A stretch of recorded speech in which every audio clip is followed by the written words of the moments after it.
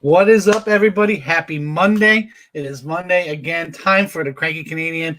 I have had my double espresso, and I am ready to go with my man, Jerno Comics.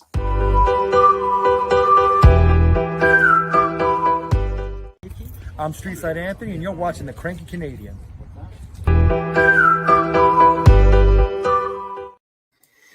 All right. What is going on, everybody? Thanks for joining us. And not to hold them off anymore, Chris, Jerno Comics, why don't you say what's up to everybody, man? Roger, what's going on? Thank you so much for having me. What is going on, good people? Man, we are, nationwide here, coast to coast today. That's right. Another East meets West kind of, you know? Yes. That's the good thing about this. You never know where anybody's from. You never know, so it doesn't matter, right? Yep. So we got 17 people watching, man. The chat's been lively. I had trouble keeping up. I got some of my boys in there. I'm going to go do some shout-outs. So first man in, Tapia's Family Unlimited Comics. What's up? Wesley's Comics, Sean Miller Grunt Comics, Sith Lordly. Let me see. Three Men in the Basement, my boy Otto's in the house. We got Mark Clayton, Paul, in the 619. Where's the 619 anyways? Anybody know? I don't know. Alex Garcia, the illustrator, the man, the myth behind our new logos. Phenomenal work. Always going to give him a shout out. If you're not following him on Instagram, you got to go there. His art's amazing. And that he's done all the new logos for our rebranding of our channel this year. Love it. That's some good work. Yeah. Appreciate the artist. As an artist myself, man. For real. Jay Ramirez in the house. What's up? I got to check him out for one of his shows with John Rosado yesterday during the day as a guest. That was a lot of fun. He was busy with the fan, but he jumped on with the phone because he just couldn't stay away. We all know how that is. Chinmo is in the house. What's up, my man, Chinmo? Jay Blitz. Weren't you just live? Must have finished already. No Good Comics. No Good's going to be my guest next week. Spidey Powder Tumblers, another man. Awesome tumblers. If you haven't got anything made, I bought some great Christmas presents for the fam stuff. So, all right, we got 26 people rocking. If I missed you, sorry, God. Yeah, kid collectors in the house. Screw you, Everett. I have heard of Rey Mysterio. He was a little wrestler that wore the mask. He had that really awesome move. So you don't know.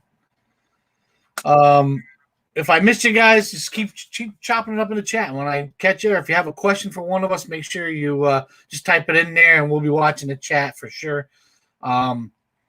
If you are not following Chris on Instagram or YouTube, his link is in the description of this video. So go there, subscribe to his YouTube channel. He puts a lot of great content. Along with his buddy, we'll get to the other show that they do with the comic book Canon, and his on Instagram. That link is also there. So make sure you go sub up, follow him. Hey, what you can't get enough comic content. That's my attitude. I hear you there. Street Side Anthony joined us. Guy Forge of Comic Forge, Connecticut Comics. What's up, Mike? DJ Links, Michael Benston. All right. So, why don't you tell the people where you're from, like what you do, like as personal as you want to get with your personal life, you know, like. I mean, let's see. Let's take it all the way back. You know, I was born in Oakland, and no, man, yeah, Cali, born and raised, man. What's real funny is I got so many. I'm a musician, and before I, ever stumbled upon YouTube. Music was my life. I have so many folks out from the East Coast, most of them from Jersey, Patterson and whatnot. And I've never been out there though. I've never been to the East Coast, and it's killing me that I'm at the age I'm at now, and I'm still saying that it's gonna happen one day. But yeah, I mean, Jerno's Comics and Pop Culture. Just to give a little for those that don't know. It all started because my kids, I have two boys, they were at an age where they were like watching Minecraft videos on YouTube and stuff like that. And they were like, hey, why don't you show off your comics on YouTube? And I was like, At that point, you know, I've been in the comics. I've been collecting comics for almost 35 years. But at that point, it's like, what do I even do? What do I even say? I don't know how to do this. And so I was like, all right, whatever. I made a little video, showed off my little room. And then I was like, okay, let's make another video showing off some comics in a box. And then I really just started meeting a lot of people. And I started really enjoying being a part of this community. I didn't really take it seriously. I was going to school. At the time, I graduated with from Sacramento State University about a year and a half ago now. But it wasn't until kind of like last year where I really, you know, said I want to make this a full-time job. COVID actually helped that because I'm an educator. After I graduated school, I started working. I was working as a sports director as well as an English language educator in an elementary school. COVID happened. I got sent home, got laid off from my sports director job, still teaching part-time via distance learning. But I had, you know, to say, well, what else can I do to supplement?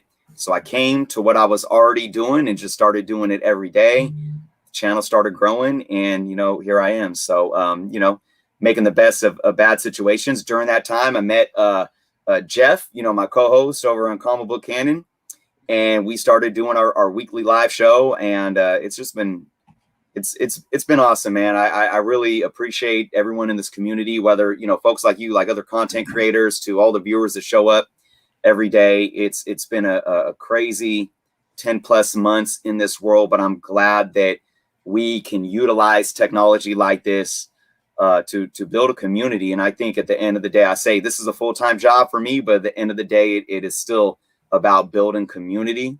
And I am so grateful for that. Yeah, absolutely. Johnny, I appreciate you, man. Like I said, I got to be on Johnny's show yesterday. And I actually was able to be on your show too when you guys started Comic Book Canon. I was on a few months ago in your props or flops video.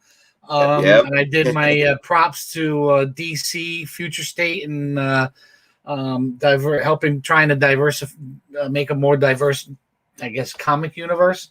And what's funny is off of that I've read every single book of Future State, and every week I do a review. And apparently, when I don't like a book, I have a way with words that is comical, and I've been told I can't stop. So. When Future State's over, I have to find some bad books to read after that, I guess. There you go. Are you enjoying some? Not like some of them I am. I'm a big fan of Wonder Woman. Absolutely love Yara. I love even though it was only 2 issues, the Swamp Thing story was really good. I didn't know the Batman thing. Just it was slow and it didn't really go anywhere unless they're setting up a new storyline, which we know, that DC is going to be doing the dark history of the Dark Detective. Or I forget what the hell they're going to call it, but you know, if they're setting that up, it was kind of a slow story. But I mean, some of the stuff was just a hot mess. I don't know what the hell Superman, Wonder Woman was. I don't know. There was only one book that I couldn't read. I made it halfway through and I threw it away. I think it was like the Justice Society America, one of these weird. It was just, you know, the word bubble placement. You had to guess where you're going. The story was terrible. I got halfway through and I threw it away. I didn't even review it. But I think some of the stories, you know, the Kara Zor-El one was absolutely terrible with the unicorn with the diamond in its head. But some of the stories are good, and I'm hoping, you know, I know that the Wonder Girl's going to have her own story, so I'll definitely be picking that up. And Swamp Thing's starting over. I'm going to be picking that up. So, Legends of the Dark Knight, that was the storyline that DC's coming out with in May. So, I'm guessing that's going to have something to do with this. But, you know, they can go anywhere at this point because they made it the future, right? So, Yara's story is going to be when she finds out she's more than just a person. She grew up in Idaho, you know, like all of a sudden she's down in the Amazon and she finds out she's Wonder Woman, I guess. I don't know how they're going to introduce that, but so it'll be interesting to see. Have you read any of them? Yeah. I have more that I haven't started reading yet. I do previews orders via my comic shop. So I'm always behind because I get them all accumulated from each week and then I get them shipped at the end of the month. So I'm always behind on my reading. I read the first issue of the Wonder Woman. I loved it. I can't wait to read the second. And then I have Superman, Wonder Woman. I have another one of the Supermans, I think. And then I did read the Cars Zor-El, and I was with you. Like I couldn't, including the art and everything, I just couldn't get into it. But I took myself out of my own, like what I like, and I tried to see what it was for what it was. And I said, I think this can be something that can really speak to like the young girls readership to kind of bring them into it, including the art. Because I like there was this kind of deep, like a point, like moral of the story at the end, which I caught, and I liked what it was trying to say. Land of the misfit toys. I mean, Rudolph did that. Yeah, right. But yeah, I mean, so I, again, it's like I'm trying to be optimistic to say, well, not everything is for me. So maybe I see that this could be for someone else. But I was like, I guess if you made it, Disney Junior or something. Right. And I will say this: to be a childish book. I guess the storyline then would make sense if it was a young child. Right. I will say this though. That's not one that I got on my previews. I actually went into a shop and picked those out. And I was thinking, man, I wish I would have picked a different one. But I'm probably gonna read at least most of them, if not all, at some point. And luckily the Carousel Zor-El's only 2 issues. So now you're one and you gotta read the second. But don't keep your hopes up. For sure. So you started on Instagram, on YouTube, 2016 or something. Is that what you said? That's right. Yep. But you've only been on Instagram for a couple of years now. So were you on Instagram before and you trashed that account and started over, or were you just on YouTube and you said, hey, there's people showing books on Instagram, I got to get in on this? Yeah, it's just I didn't have anything before with Jerno's comics. I have my own personal Instagram, and I have my music Instagram still that I don't really use much anymore. But yeah, I think it just goes to the fact that during that time, even with my YouTube channel, I wasn't really taking it seriously. There would literally be months where I wouldn't even do a video. I mean, like I'm in school, I'm raising 2 kids, and I'm in school full time, earning 2 degrees. Like it was crazy. So Instagram, I never really thought of Instagram to correlate with the comic book stuff until like a couple years ago. And I started it thinking like, oh, I'm just gonna, show some of my books off. But then I realized like I really need to, and taking my business background, it's like I need to market myself. I need to put myself out there. Yeah. So Twitter was another one that I was so honestly, even as a musician, and I was like signed on a label, touring and stuff. I like had a Twitter, but I never touched it. Like I don't even I just didn't like how it looked and how it felt. And I'm like, I don't even want to bother. But now I'm on Twitter. I started Twitter only like last year with Jerno's comics. And that's finally starting to grow. So I'm really starting to just utilize everything. It's great in terms of if you want to have your brand and market your brand and put your brand out there, but it's also another way to really connect and build with the community. Because I'm really seeing like, I'm finding people on Instagram that now I go and find on YouTube and see what they're doing on YouTube and whatnot. So I really feel that, the big 2, at least right now, for anyone in this community, having that Instagram and the YouTube really helps.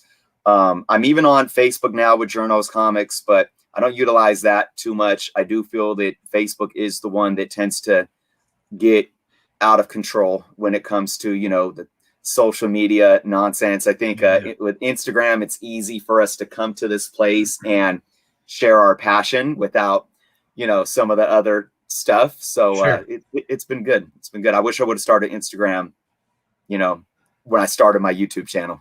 Yeah, sure. I'm with you. Facebook, I tend to want to keep all my social media separate. So Facebook I use for my family stuff, kids, sports, school, keeping up with my relatives in Canada, that kind of stuff I'm able to do through Facebook. Instagram, I didn't really use until I really got into the comics, and everybody knows it's only been about 10 years for me since I started hanging out with Otto. The only thing I've ever used Twitter for is I do a lot of charity work for the National American Cancer Society, Cancer Action Network, and the Livestrong Foundation.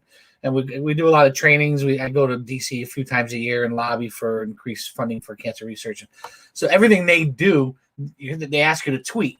Send a tweet out of you with your, next to my congressman, and I take a picture. And so the only time you see action on my Twitter account is if I'm DC or I'm at some training in Austin or something. And I kind of keep all that separate because, man, if I tried to keep family and comics and charity stuff all together on one social media site, I would go absolutely berserk, Right. Absolutely.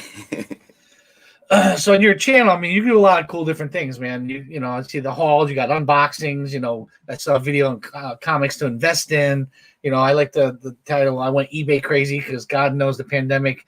I said I was going to do a video joking around about, what I bought while I had COVID. Like I ended up like more than a short box full of comics, just sitting around with nothing else better to do but buy comics. Yeah. So where do you get, first of all, where do you get your ideas from? And do you like the pre-recorded videos, or are you a live video kind of guy? Which ones? Yeah. It's funny because, and I didn't write it down. I was getting ready this morning, and it's really interesting. You asked, what inspires you to get your content? Where does your content come from? Where do the ideas come from? Honestly, half the time I don't know because I'll tell you, just yesterday I was like, okay, I had a really good week. I dropped some good videos, and then I'm like, oh man, I'm burnt. I'm like laying in bed, I'm like, I'm burnt out. What a week. It's like, I don't even know what to do for a video tomorrow. It's like, I don't know. I just throw my arms up and I'm like, and then like this morning, I'm getting ready. I'm like, bing, light bulb. Oh yeah. Cause I think, probably a lot of people can relate when it comes to those that love comics. It's just like, I don't know. For me, I'm constantly thinking about comic books. Whether it's I'm sitting there reading a comic, or I'm watching a comic book TV show or movie, or or the gears are just going in my head, and something will come up and I'll just be like, that's a video, So it seems it's interesting because there's so many times where I feel like I've exhausted it all. There's nothing more I can do. Yeah. What more can we talk about? But it just keeps on coming. It keeps on coming. So that's a very, very interesting thing.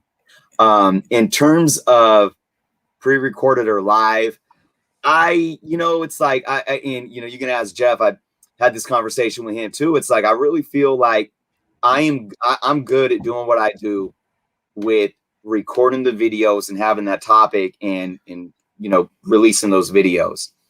So it was just recently, it's only been a few months that I've really been doing my Friday Night Live before the Comic Book Canon show.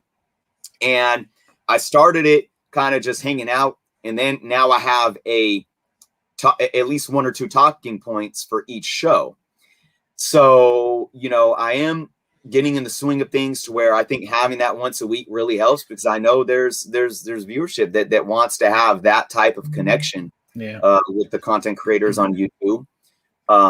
And I've learned that through, the Comic Book Canon show. In doing that live, it's really fun. I mean, but it does take a lot of work. I am still not one, and I don't think I will ever be one that strays from the pre-recorded video, because I just think at the end of the day, that's what I'm good at. And it's not like I'm sitting here being all like, edit savvy, where I'm editing this huge thing and like having a script. I never have a script. Sometimes I might have like a few notes, and I won't even look. I won't even look at them like once the video starts rolling.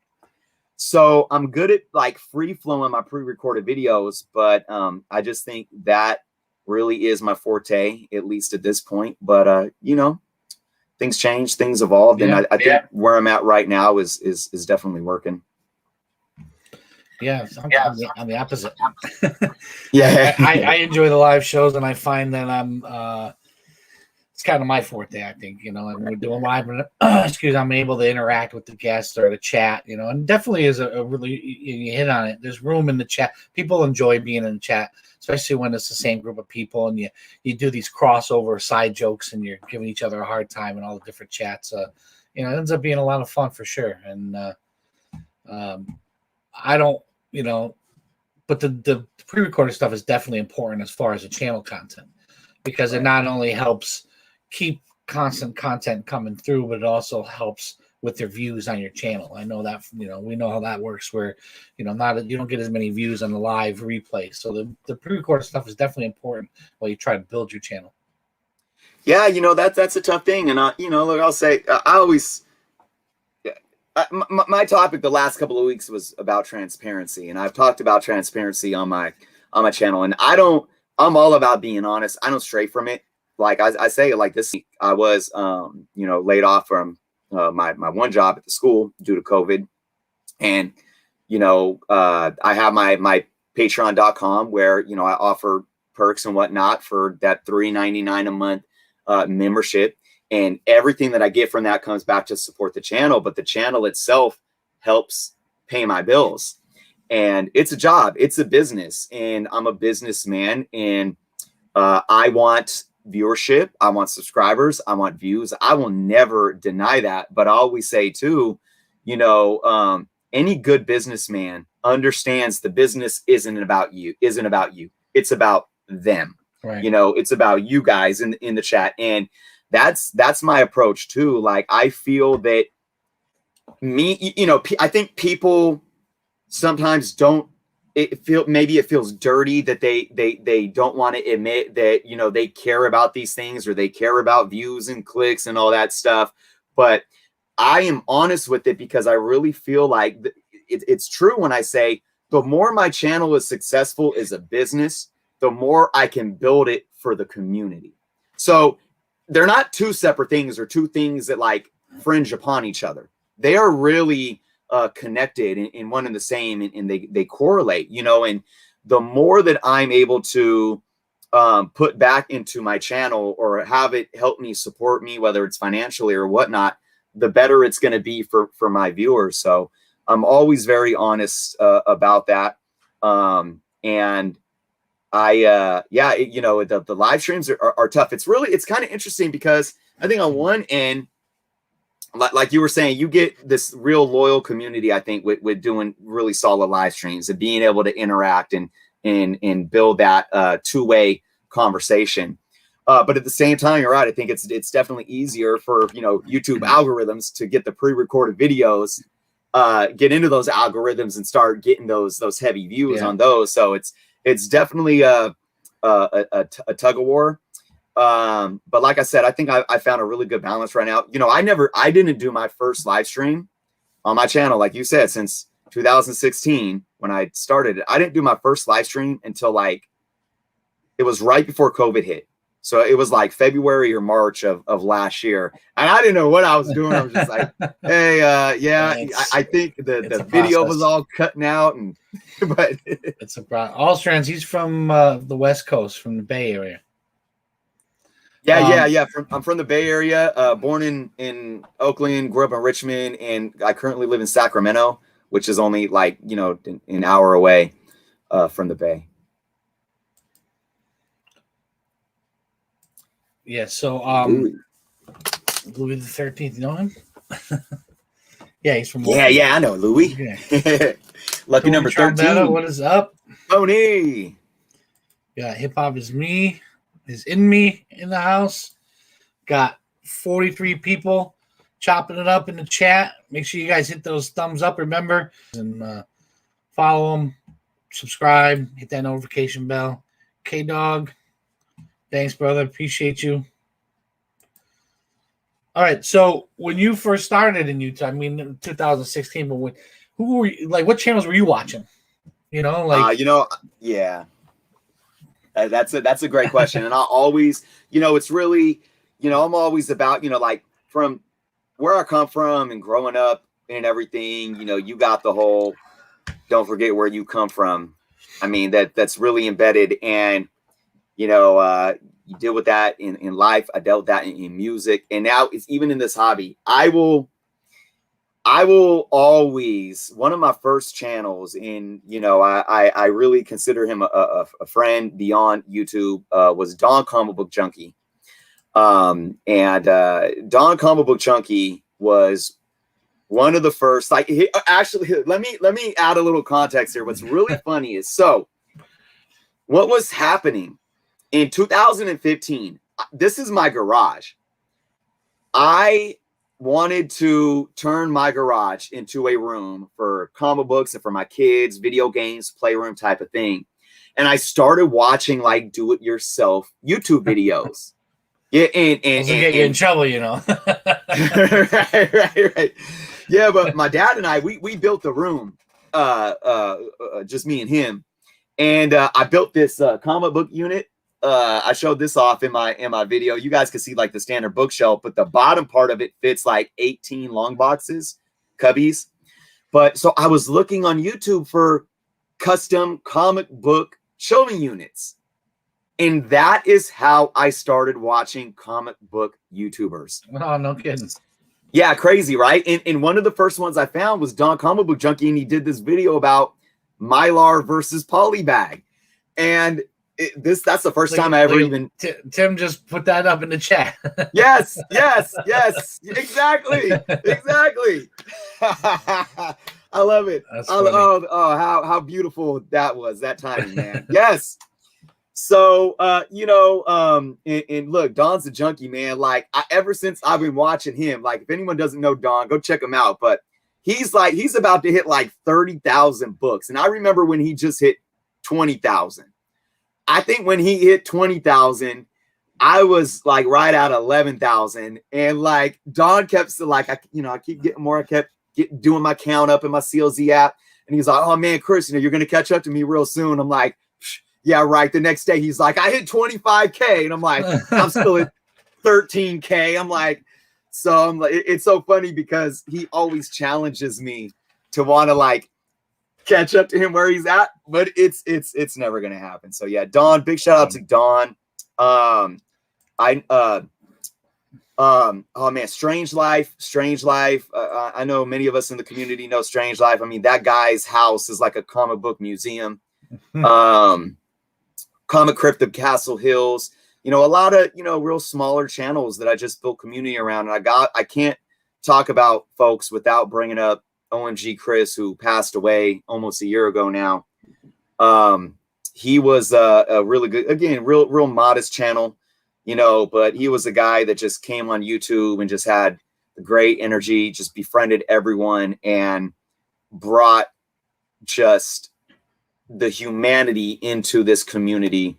And it was really sad losing him. But yeah, there's a lot of folks out there. There's a lot of folks that don't make videos anymore, but you'll always hear me talking about, like the smaller channels. I know we got the Reggie Collects and the Very Garys, and much respect to them. And I watch them too, but there's a lot of these guys out there that probably don't even have 1,000 subscribers yet, that are just good people, know a lot about the hobby and bring quality content. And, to me, will always mean a lot to me, no matter where I go in this community.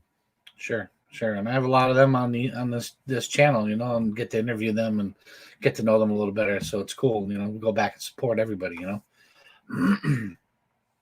So how did you meet Jeff, and how did the whole comic book Canon thing start?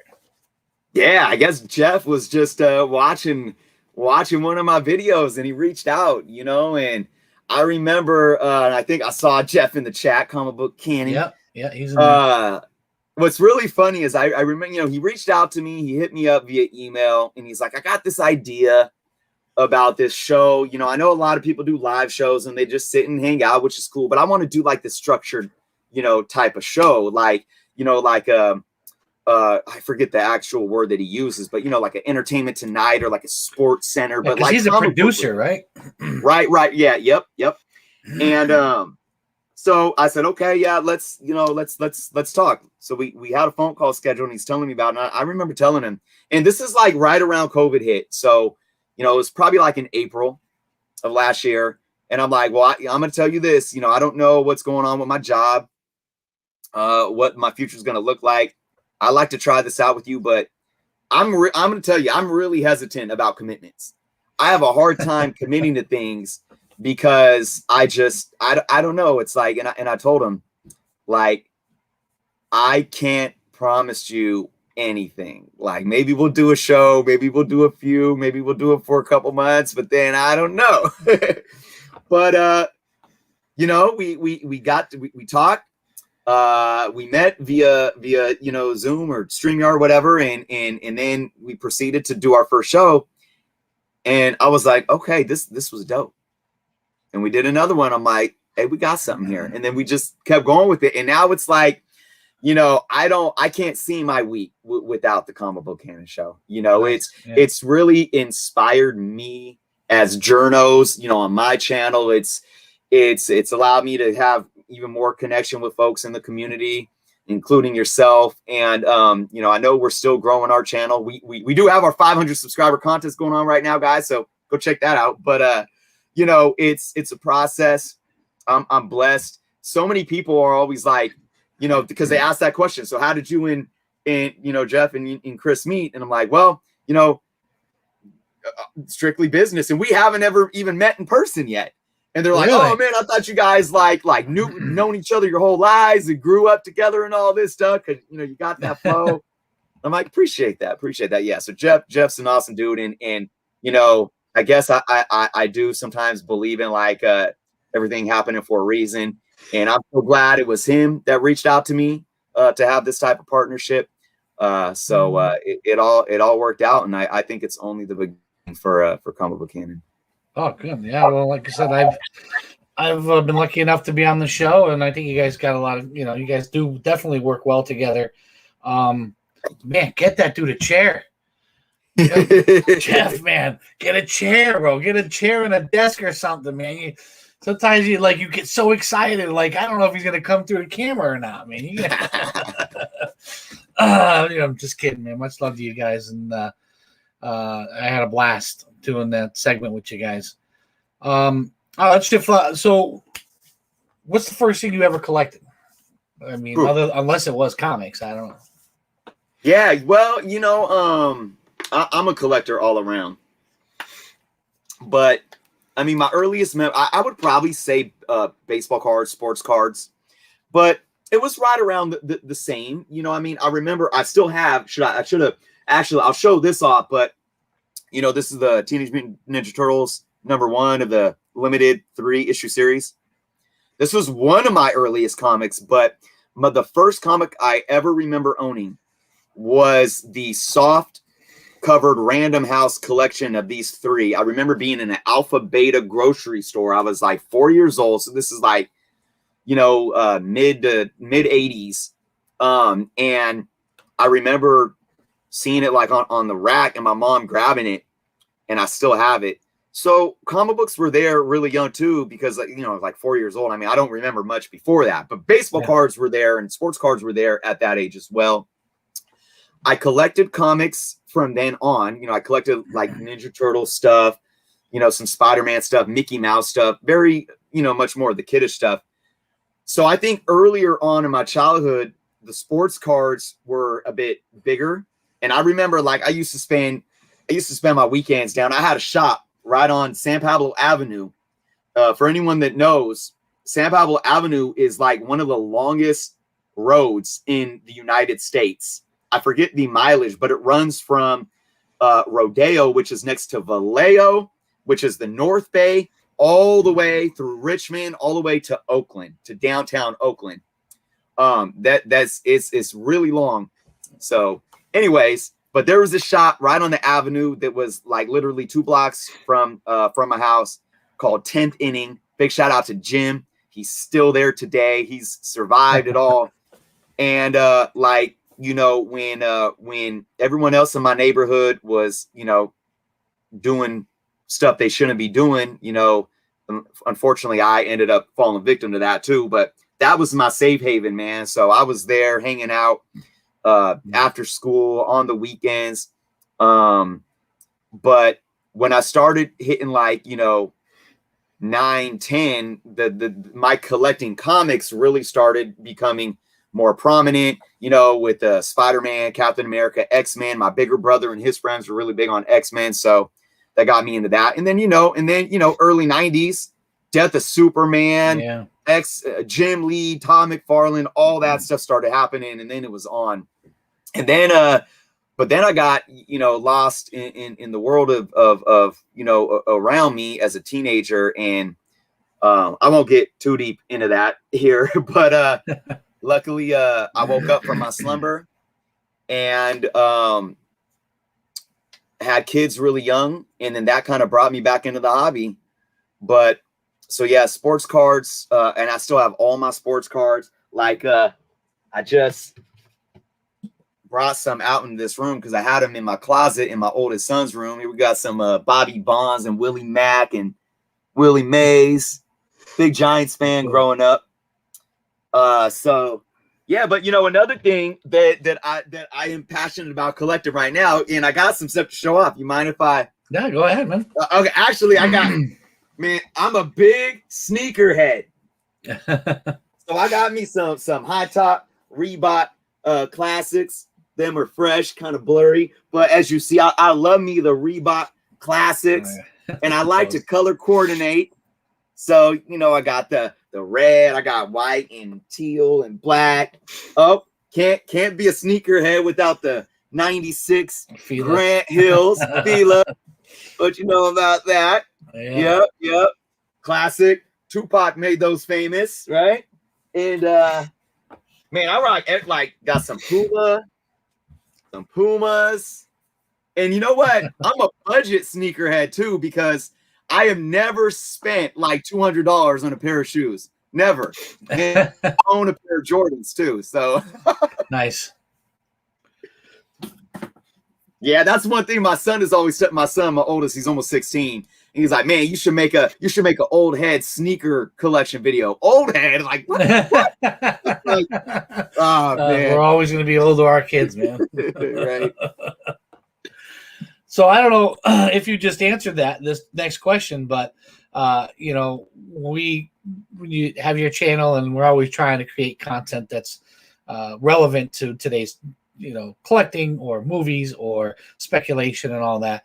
We don't always get to share things that mean something to us. So do you have anything in your collection that you don't normally get to share on your own channel because it's really not relevant to today's collecting that you'd like to show everybody? Yeah, you're right, man. I mean, my sneaker collection is. I didn't even bring them all out here, man. I got. Hold on one second. I got some. Highlight this guy, man. I gotta play the clip. There we go. Yeah, so man, let me tell you. First off, ironically, I'm wearing the shirt. Tupac, big influence. Tupac actually saved my life. For those that don't know, if you want to hear that story, you're gonna have to come over to my channel. I don't think Roger wants to go down that road. But for those that don't know, real cool story. Tupac was when Grant Hill. It was like Grant Hill's rookie season, or right after his rookie season. I think like 95, 96. And he got his sneaker deal with Fila, and Tupac was at like an after party, and Grant Hill showed up, and they met, and he was like, "Man, I'm gonna have to get you a pair of his shoes," and he did. And for those that don't know, the All Eyes on Me Tupac album, the double album that he released in 96, he's wearing these shoes. Oh, no kidding. In the album cover. I never even noticed that on the album cover. Yeah. So these were always because I love Grant Hill, 33. That's my favorite number. He was one of my favorite players, and Tupac being like big influence with music. So I had these as a kid, and I had to get a pair. I've had these for a couple years now. I just kept them clean. So yeah, man, like these shoes really mean a lot to me in terms of just like my childhood and where I've been. I think if I will say one more thing too, to your question about stuff that I don't really get to share on my channel, it's really my music, and I have shared, I've actually posted a couple of my songs on my channel, and sometimes I'll do my outro and I'll have my music playing, and people probably don't even know it's me, But yeah, my music was really like, you know, I've always had music in my life and was always making music even at a young age. And at this stage of my life, like when a lot of stuff happened. You know, I was signed to a label. I got to make music with Tupac's Outlaws, his group, and like Wu-Tang and Really? KRS-One and a lot of folks that I grew up, you know, listening to. And I was living the life, man. And I had to make a life-changing decision where I basically put all that, packed it all up in a bag. I moved my family from the Bay Area out to Sacramento. And I put the music on hold and just kind of tried to start fresh. And since then, you know, I've gone back to the music. I still made music here and there, but over the last like 5 years, like since going back to school and stuff, I just haven't made music. So what's really interesting to me is this hobby and Jerno's comics has really kind of taken the place of that fulfillment, you know, because music was meant so much to me. And sometimes I kind of beat myself up and I'm like, I wish I was still making music like I used to. And, you know, I always like my music always has a message, like I want to change the world or do something, you know. But I think I'm like, you know, I'm actually being able to be here, a part of this community. And although I may not be writing like, you know, these deep, like powerful, you know, lyrics of like, you know, with this meaningful message, I still feel like being here on this platform with folks in this community, I still have that same outlet. That's why I love saying Spider-Man, my favorite superhero. With great power comes great responsibility. And I still believe I am responsible of being a positive influence to people.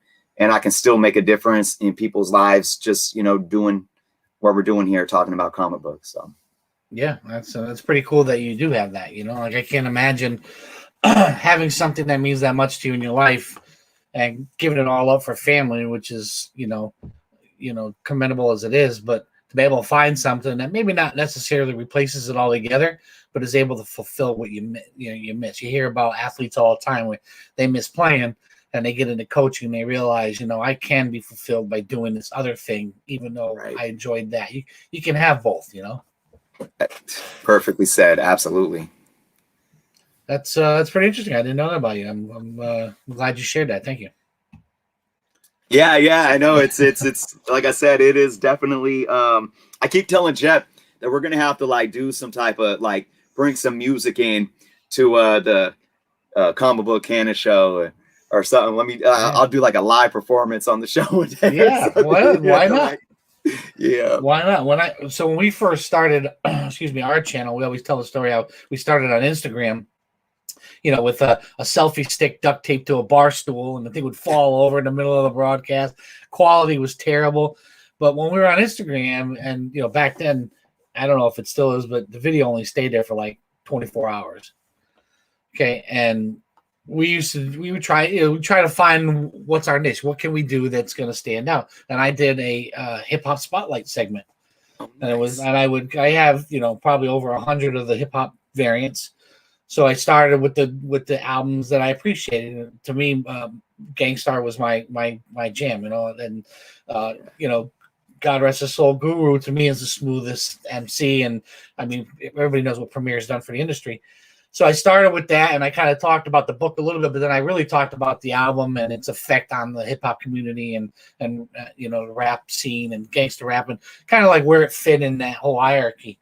But it was just like, you know, when you have 12 people watching and there for comics, there was absolutely nobody gave two craps what the hell I was talking about. You know? So I've actually just been recently approached by a few different people telling me I need to bring that back now that we have a channel where the content's there and people go back and watch it. And, you know, so that's, you know, my love for that type of music. I've never been able to really share. And when one time I tried it, it was like, yeah, that crashed and burned me. So there's a chance I'll be bringing that back after Future State's over. I can't do that. Nice. I dig it, man. And you know, it's interesting. And this going back to my channel, it's like I didn't really know, you know, I was saying earlier about like how do I even talk about comics like this? Like And, I think for a while there, it's like, cause I'm like, look, I'm very like, I feel like I'm very well-rounded. I'm very professional. I pride myself on being able to speak eloquently. I'm an English buff, but I got that side of me, that's there. And sometimes it comes out more than other times. But it's like I was afraid of like almost being myself on my YouTube channel talking about comic books, because I'm like I don't know how to connect to people that like comic books, like so I was afraid that I would be too swaggered out or like whatnot. But what I realize is I just got to be me. And what I really appreciate from my following and from so many people in this community, like there are people from all walks of life, all races, ethnicities, ages, and different backgrounds all together that like just will accept you for you. And if there's something that they can relate to when it comes to comic books, they will gravitate to you. And I mean, like, and I know darn well that some of my biggest fans and people that I can call, friends and friends of the show probably don't listen to any type of rap music or hip hop, or, maybe they don't even know who Tupac is, but it's like they come, they listen to me, they watch the show. And so, yeah. And I really think too, we are at a time where, and I grew up from when I growing up in Richmond and being around all different types of people. And I actually have folks like some of my closest friends were from New York that moved out here, and they were all about they were totally hip hop, East Coast flavor, swagged out, but we were all big on comic books. So, I think that connection. We're I think we're really breaking away from this generalization to think that comic books you have to be this stereotype of this geek in order to enjoy comic books. That is just not true. Sheldon from Big Bang Theory, like right. So that's what this community has showed me as well, that like there is so many different people just coming into this melting pot for the love of one common thing that is comic books. And I also think you touched on the stereotypical thing. I think that I'm getting a bit of an echo. Sorry. You don't know about people. Like when I first came on YouTube, when they're like, wait a minute, you're doing the hip hop spotlight? Like, I don't look like the stereotypical guy that listens to hip hop music, and how much I really enjoy it. And I enjoy watching videos of the history on that kind of stuff. And, so a lot of times, other than doing these shows and realizing all you see is a name on the side here, you have no idea what that guy looks like. So I have an account. A lot of people we do, but some of them, like, we're getting some people in the chat here talking about some rap groups and stuff. They could easily look like me. They could easily look like Method Man. They could easily look like, you know what I mean? You don't know. And I think that's what's great about this whole YouTube community is we could share what we like, and it doesn't really matter what the hell we look like. Yep, absolutely. 100%. What is up? Discovery Bay came in the house here. We had a few people. Uncanny Swag came in. Southern Comic he keeps trying to make fun of me here, but I'm not biting. Lord, giving a shout out to Kevy Kev, man. Yeah, I used to go to so many shows with Kevy Kev, man. Now I'm getting all nostalgic, man. Now I'm gonna start hurting, man. I'm like, missing the Bay. What's up, broski? Gomez. All right. So I obviously just showed us sneakers. You actively collect anything else? Really, you told me cards, comics, and what the hell else could there be, right? Yeah, Transformers. You guys, in some of my earlier videos, I used to face the other way in the room, and you guys could see a lot of my Transformers. So I do have a whole wall of Transformers stuff. If you guys can see up here, I have a few pops. I got some Transformers up there and figures. I got a lot of just random I'm a big Star Wars head. As you can see, I have every movie poster of all the Star Wars. Oh, yeah. So random Star Wars stuff. And I have a So lot basically of everything. action So basically figures. everything pop culture. Like, Yeah, really. I mean, that's why, Journals, comics, and pop culture. Although yeah, I don't really do too much of that on my channel. I really keep it mostly comics or comic book movie related. But I love Transformers, man. Like, I'm a big Transformers head. My son has loved Transformers just as much as me, and he has a huge, like, his whole closet, this big old tub that's like this big, and he's like, he don't even need to look at the directions. Some of these Transformers these days, like, I don't even know how you transform them. I keep mine in my boxes. I don't even open them. But he's like, boom, boom, boom, boom, boom. He doesn't even look at the instructions. So what's funny is every time it's like, so when I'm buying Transformers, it's like, I buy Transformers for myself, but then I know my son wants some, so for his birthday or for Christmas, I'll be buying him some, and then I'll be like, you gotta buy two of everything, right? Yeah, it's like I want it for myself. Yeah. So then sometimes I'll buy two because I know he'll open his, but then I'm thinking like, oh, good, yeah, like this is a win-win because I get to buy one that I don't get to open, and then I get to buy another one that I'm not. Yeah. I'm not like, I would have to buy him a gift anyways, but I get to buy him something that I still get to play with. Right. So you get one that you don't open because you don't want to ruin it, and you still get to play with it. That's genius, man. Yep. Exactly. What do you think about this whole new card resurgence? I mean, talk about FOMO. I mean, when you go from a 25-cent book that I bought a bunch of, so I had the whole set of cards of those X-Force, to what they're going for now. People are people crazy. I think people are a bit crazy. I do. It's funny because I had just recently, maybe sometime during COVID, I just recently, check this out, guys. Check this out. This is how old school I am. Who remembers the Simpsons cards? There's my washed, like early 90s, that kind of washed style binder. Is that a Trapper Keeper? Right? It's not bad.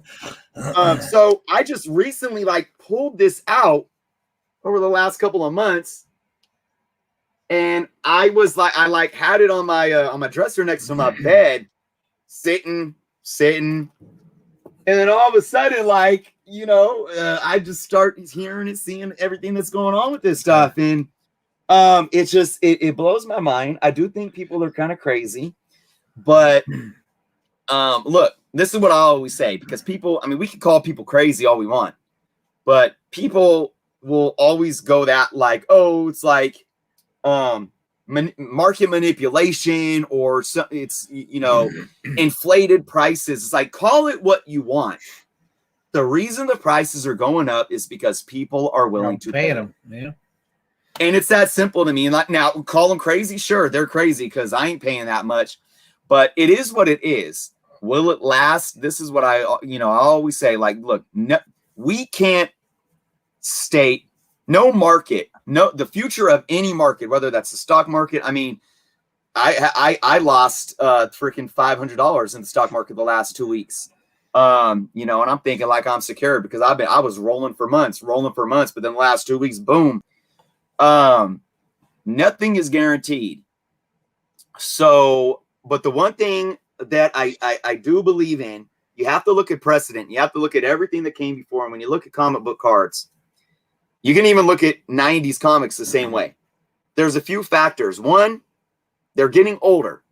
All right. They are getting older, and that comes into play. You can't deny that, no matter the print run or anything like that. And that's another factor that people don't take into consideration a lot. People are always focused on print run. Well, there's like 1 million copies of those made. How are they even valuable? There's so many of them out there. That's not true. People think that supply equates directly to print run. Supply only equates to what's available on the market. And I say this all the time. You can have something that has 500 print run or 500 copies of whatever that is. And if nobody wants one, they're going to be worth nothing. Nothing. Right? But you can have something that has 5 million or let's just say 500,000. And if 500,000 people want them, then that price is gonna keep going up because people are gonna be fighting for it. So when you think of things like whether it's the comic cards or comics in general, you got to understand that there are a lot more people that are buying collectibles to hold on to. Not everyone is in these hobbies to make a quick flip.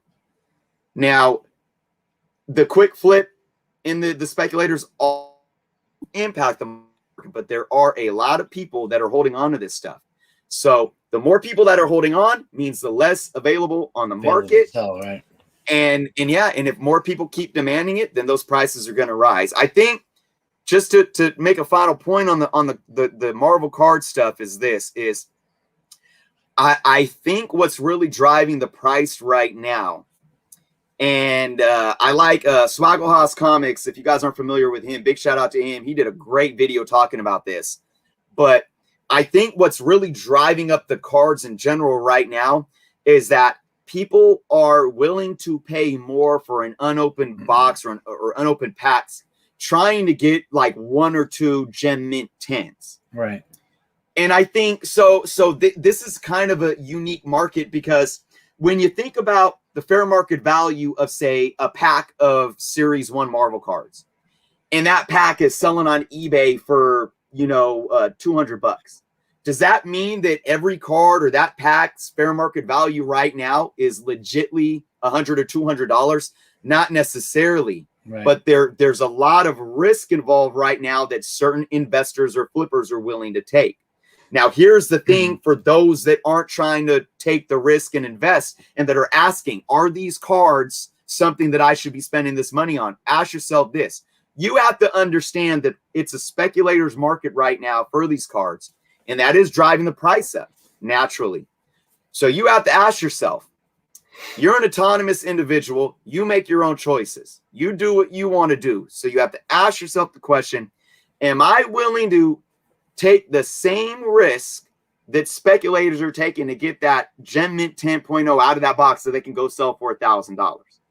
If you're not in it to find that 1 or 2 Gem Mint cards that you're going to go send to PSA or whatever to come back and flip, then I might suggest maybe you stay away from it right now. Maybe you just let it chill, let it cool down and see what happens. But again, it's like playing lotto. It's like playing lotto, Yep. If you play lotto, you can't get mad if you don't win. Yep. Exactly. If you do, don't play lotto anymore, Yep. And then I also do think a lot of it has to do, we talk about this all the time, the nostalgia of cards and comics from the 90s. The first kind of comics that were blowing up are the comics that people my age were nostalgic to us, Yep. Coming up in the near future. That's why those G.I. Joes are starting to go out of control. The Transformer #1 is out of reach if you don't, if you're buying it at 9.8. Thundercats. And those are the books I've been searching over the last year because I remember watching those shows. And that's going to trickle down. That's why you're going to start to see, a New Mutants 98. One day that's going to be the ASM 300. People can't figure out why an ASM 300 at a 9.8 is worth $5-6 grand.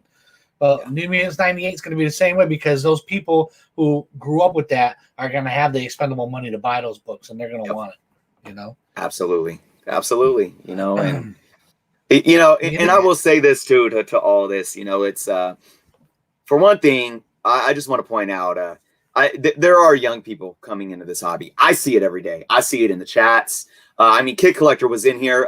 This kid is son's age, and his knowledge and his love for the hobby. There are people out there. I see it in my own kids. And this hobby is evolving. We've hit a lot of speed bumps over the last decade or so. Well, really since the 90s. Yeah. But it's evolving. Some people don't understand it. Some people don't like it, and that's fine. But comic books in comics in general are not going anywhere. And you just always have to educate yourself to whatever it is that you may enjoy, and ask yourself the right questions before you make any decisions. And I think that's just the best advice that I can give anyone. It's like, the biggest advice is don't buy anything if you ain't paying your bills first. Right? That's, you got to make sure if you're a grown individual, a grown man or woman, handle your business, handle that, you know, and then come back over and say, okay, what do I enjoy and what am I willing to spend my money on? And if you can live with the decisions that you make, like you said, playing the lotto. If I could go buy however many lotto tickets, or this is the example I like to use, taking a trip to Vegas or something and going to a casino.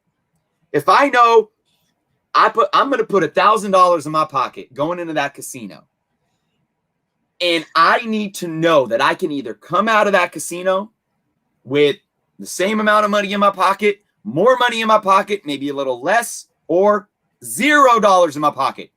I have to be okay with either of those things happening before I even step foot into that casino. And that's what I tell everybody in this hobby. Before you step into this hobby and start making decisions, whatever money you got in your pocket and whatever you're throwing down, whatever the consequences are after the fact, you just have to be willing to live with it and say, you know what?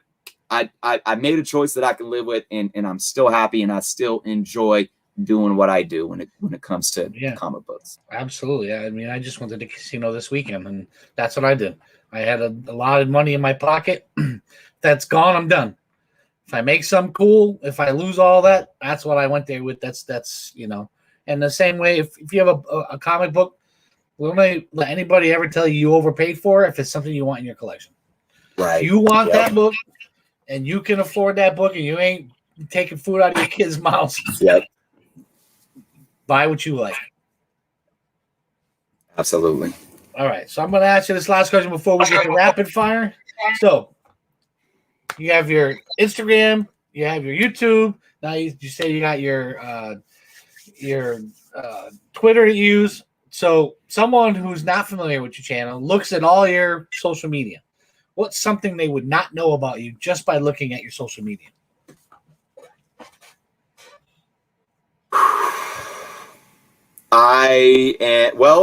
Outside, we talked about me being a musician. Yeah. Because that's kept completely different. But I think the one thing that I probably would bring up that means a lot to me is I could go the musician route. I can even go the artist route, but I do show that off. I'm going to say just me being a father and, you know, what my kids mean to me. You know, funny thing, you know, YouTube doesn't let us even like show our, you know, have our kids in the videos anymore. Yeah.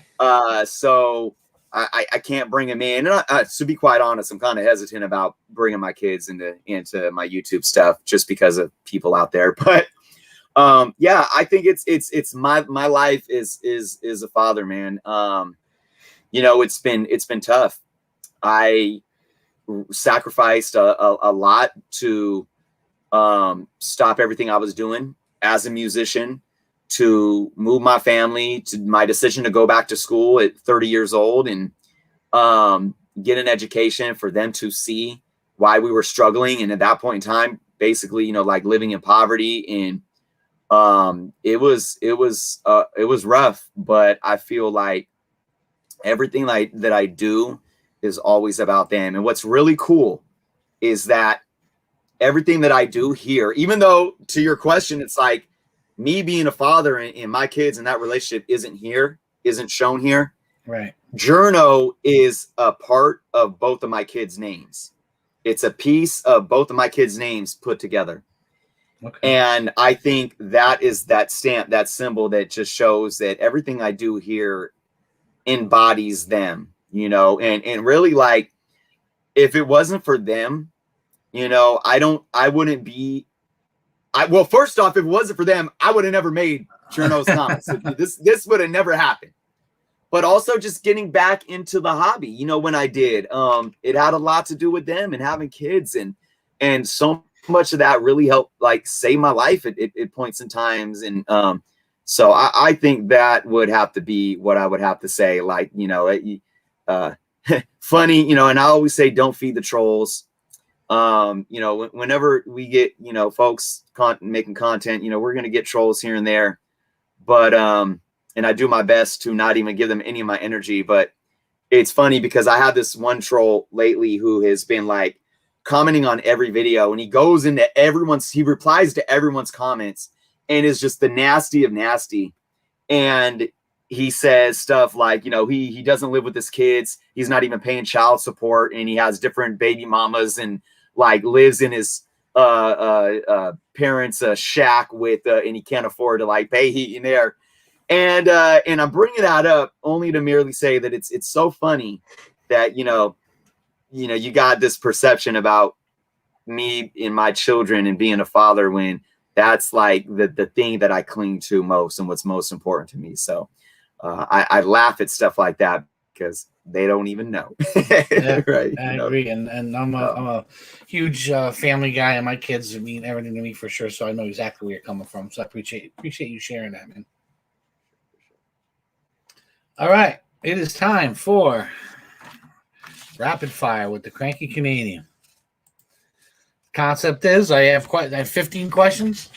Ooh. You can elaborate it. You can elaborate if you want, but the fun is first thing that comes into your head, right? Some of them are easy, some of them not so much. All right, ready? All right, here we go. Starbucks or Dunkin'? Starbucks. Burger King or McDonald's? Neither. Is that an option? Can I say neither? Sure, I guess. Sprinkles or no sprinkles? Oh man, it depends what we're talking about. Donuts, sprinkles all day. Ice cream. Oh, ice cream, no sprinkles. I don't know. What do you guys call them over there on the West Coast? We call them sprinkles or shots. I know some people call them jimmies. Red Sox or Yankees? Oh my goodness. I'm gonna no matter what I say, I'm gonna probably offend some people here, man. I gotta go Yankees. That's my man. Iron Man or Captain America? Cat. Batman or Superman? Oh man. Superman holds a dear place in my heart, but I gotta go Batman. All right. Are you a morning person or a night person? Oh my gosh. I wish I was a morning person, but I am night. Yeah, I'm a night rider. Me too, man. Dog or cat? Funny thing. I have 3 cats, but I gotta go dog. I would never have a cat that way. If you could have dinner with 3 people, dead or alive, real or fictional?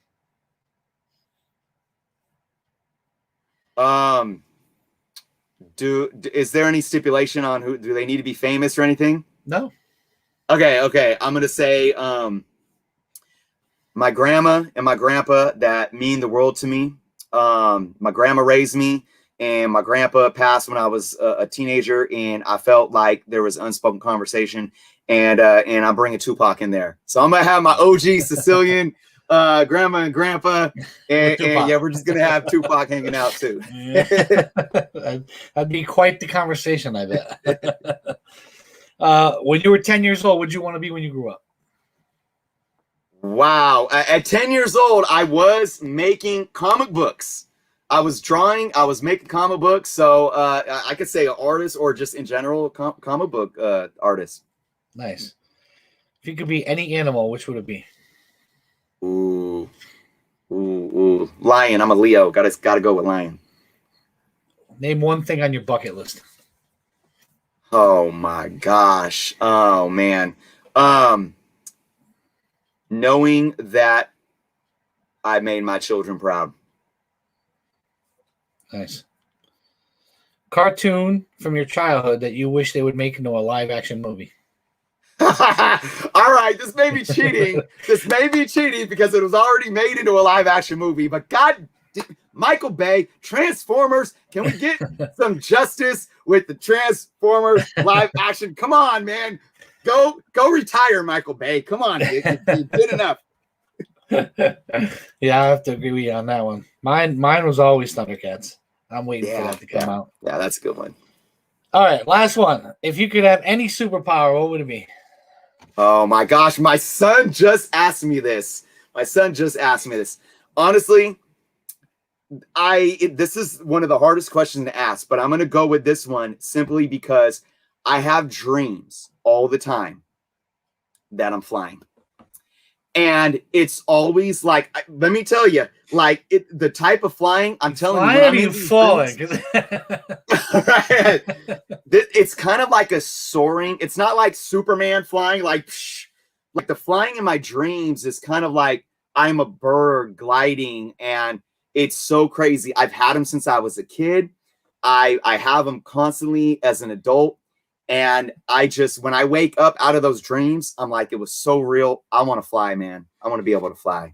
Yeah, that's a good one. I think flying would be cool. John Rosado, what's up, brothers? Guys, 100 sub giveaway at 7:30. I'm assuming that's specific. I don't know the timeline there. That was great, man. That was great. Love it. That's all I got for today. I appreciate you being on. This is the part of the show where I want you put it on you so you can plug your channel. If you got something to sell, now's the time to sell it, brother. Tell everybody what you got going on and where they can get you. Yeah, man. I got so much. You want some gold change? Some? No, I'm just kidding. Right here at Jerno's _ comics. That's Instagram and Twitter. I'm also on Facebook, facebook.com/ just Jerno's comics, no underscore. Like Roger said, the link below to my YouTube channel. Right now, also, Comic Book Canon channel, guys. Make sure you're checking out Comic Book channel. We have those every week at Friday. We have a Reggie Club coming on this Friday, so it's going to be an awesome show, 6 p.m. Pacific, 9 p.m. Eastern. But yeah, man, if you go to my channel and you watch any video, you'll see all my links below. I do have a Patreon. It's only $3.99 a month. We're awesome Patreon only videos every month.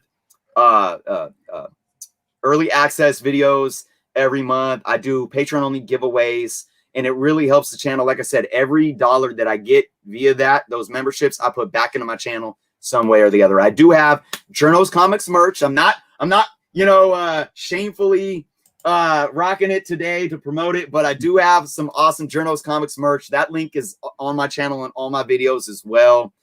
Yeah, man, that's basically it. I do want to say too, a couple contests that we have going on right now is the Comic Book Canon 500 subscriber contest. Again, if you go to the Comic Book Canon channel and look for the contest video, it's really easy to enter. And I will be having my 5,000 subscriber contest coming up soon, real soon, about to hit that milestone. So, and that's it, guys. I produce content every single day on my channel. I have my Friday Night Live every week, right around 4 p.m. Pacific, 7 p.m. Eastern. Every day, there's something there for you guys. So again, Roger, I appreciate you bringing me on here today. This was real awesome, fun. Hopefully that if anyone from my channel is in here right now and you aren't subbed, I hope you're doing it. Sub up, Roger. 3 Men in the Basement, man. So yeah, much respect and truly appreciate you having me. Oh man, I appreciate you coming on. It's been you've been a great guest, and I appreciate you giving me some of your time. So as far as our channel, we have our 2,500 sub giveaway video is in right now, so you go watch it. Leave a comment, tell us what you like, what you don't like, what you'd like to see, and then make sure you hashtag 3MIB. And then once we hit that 2,500 sub, we go live, and we got a ton of stuff to give out. Comics, Tunes, and Toys gave us some stuff, mystery box, and we got Short Box donated $100 credit towards any book on their app, excludes shipping. So if you buy a cheaper book, you're gonna have to pay for shipping. We will not be live this Friday. Very Gary has his auction. The following Friday we'll be live. Then the Friday after that, we will be doing our auction, our 3 Men in the Basement live auction, which is always fun. So I got a ton of great books to sell. And if you don't got a lot of money, chat's always popping. So make sure you guys come check us out. And like I said, Jerno, all his info is in his Instagram, and his YouTube information is in the description of the video. So from either one of those, you can get to Comic Book Canon. There's a link there too. So make sure you go check them out, sub them up, check those guys out this Friday. They got Reggie Collects, who was just on here a couple weeks ago. You guys know he's a great character and a great interview. brings a lot of energy. So, and we found out from him that he was a bodybuilder and he lost his biggest event to a guy named Everett Otto. You just made that name up because Everett Otto was part of 3-Man. He goes, I swear to God, I didn't. He goes, I see, sure it's not the same guy. He goes, unless Everett's a short black man, then no, it's not the same. That is crazy. So, yeah, I appreciate you, man. One of the things I always say, man, the most valuable thing someone can give to me is their time. So I appreciate your time, man, coming out here, chopping it up with me. I had a great time, and so that's it. So on behalf of 3-Man in the Basement, David the Cave, Everett Otto, I am Roger Levesque, the Cranky Canadian, and we are out. Peace. Thank you, everybody. Good night, Canada.